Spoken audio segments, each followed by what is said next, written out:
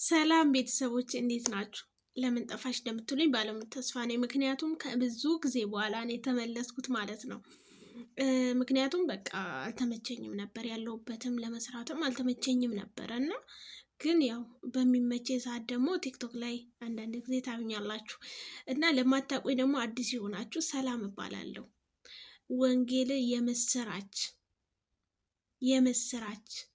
ወንጌል የምስራች ነው። ለሁሉም ሰው መድረስ ስላለበት ወንጌል እንሰብካለን ማለት ነው። አብረን እንሰራለን። ስራችን ወንጌል ነው።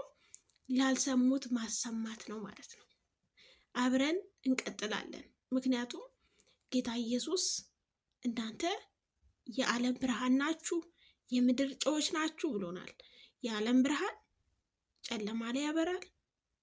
የምድር ጨው ምግብ ውስጥ ሲገባ እንዴት እንደሚጣፍጥ ታውቃላችሁ?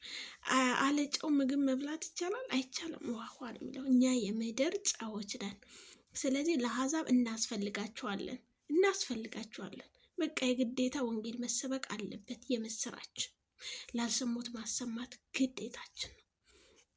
ስለዚህ ከጎዴ እንደምትቆሙ ባለሙሉ ተስፋ ነኝ። ወንጌል የሁላችንም የወንጌል አማኞች ግዴታ ነው።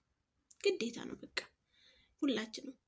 ምክንያቱም የመጨረሻው ዘመን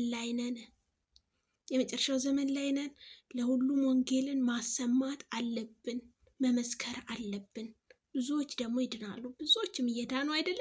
ከዚህም በላይ ደግሞ እየዳኑ በቃ የእግዚአብሔር ዓላማው ምንድነው? ሁሉንም በክርስቶስ ኢየሱስ መጠቅለል ስለሆነ ያንን ደግሞ በእኛ ውስጥ አልፎ ነው የሚሰራው።